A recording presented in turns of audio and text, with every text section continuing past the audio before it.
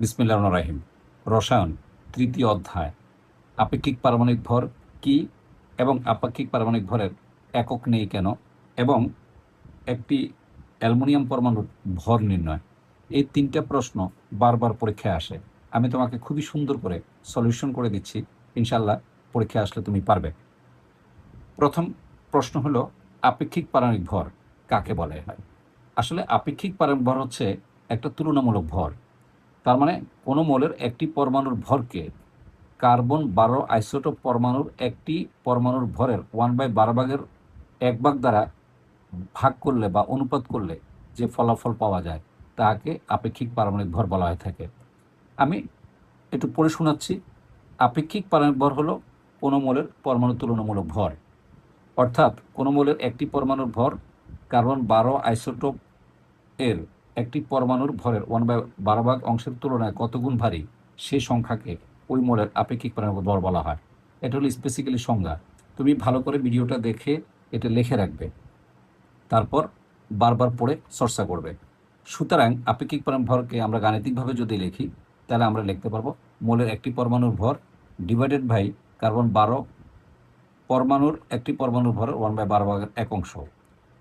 অর্থাৎ কোনো মোলের একটি পরমাণুর ভর আমরা জানি কার্বন 12 পরমাণুর 1/12 অংশ সমান সমান 1.66 × 10⁻24 গ্রাম। ডেফিনেটলি এখানে একটা কোশ্চেন আসতে পারে, AMU কাকে বলা হয়, অর্থাৎ অ্যাটমিক মাস ইউনিট কাকে বলা হয়। আসতে পারে। খেয়াল রাখবে, কার্বন 12 আইসোটোপের একটি পরমাণুর ভরের 1/12 ভাগকে 12 ভাগের মান হলো 1.66 × 10⁻24 গ্রাম, এবং একে AMU বলা হয়, 1 AMU বলা হয়, অর্থাৎ অ্যাটমিক মাস ইউনিট বলা হয়। অর্থাৎ 1 AMU সমান সমান 1.66 × 10⁻24 গ্রাম। এটা হলো MCQর জন্য খুবই ইম্পর্ট্যান্ট। এবার হলো 2 নম্বর কোশ্চেন, যে আপেক্ষিক পারমাণবিক ভরের একক নেই কেন। আমরা বোর্ড কোশ্চেন যদি পর্যালোচনা করি, আমরা অনেকগুলো বোর্ড কোশ্চেনেই এটা দেখতে পাই, এবং ঢাকা বোর্ড কোশ্চেনে তো বরাবরই আসে। আমরা জানি, প্রথমে তুমি এই সূত্রটা লিখবে, কিছুক্ষণ আগে বলে আসছি তাই আমি সময় নষ্ট করতে চাচ্ছি না।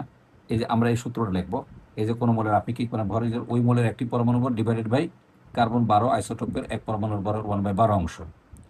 তো দেখো, এটাও কিন্তু ভর, এটাও কিন্তু ভর।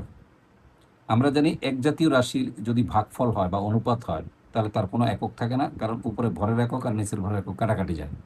তাই সুতরাং উপরোক্ত সূত্র দেখে দেখা যায় আপেক্ষিক পারমাণবিক ভর হচ্ছে একই জাতীয় রাশি দুটির অনুপাত।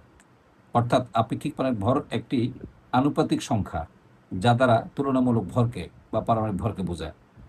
যেহেতু একই জাতীয় রাশির অনুপাতের কোনো একক থাকে না, তাই আপেক্ষিক পারমাণবিক ভরের কোনো একক নেই। অত্যন্ত সুন্দরভাবে আমি প্রেজেন্টেশন দিয়ে দিচ্ছি, ইনশাল্লাহ তুমি অবশ্যই পারবে। এবার হলো একটা গাণিতিক সমস্যা দেখা দিচ্ছি, এই জাতীয় বিশেষ করে এই সূত্রটাকে ফলো করে আমরা দেখা দিচ্ছি।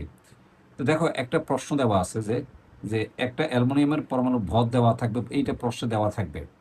সেটা হলো একটা অ্যালুমিনিয়াম পরমাণুর ভর হচ্ছে 4.482 × 10⁻23 গ্রাম। বলবে যে এই অ্যালুমিনিয়ামের আপেক্ষিক পারমাণবিক ভর কত হবে। আলহামদুলিল্লাহ, তুমি প্রথমে কি লিখবা, আমরা জানি কোনো মোলের আপেক্ষিক পারমাণবিক ভর ইকুয়াল টু ওই মোলের একটি পরমাণুর ভর ডিভাইডেড বাই 1.66 × 10⁻24 গ্রাম। এই যে এখান থেকে আমরা পেলাম।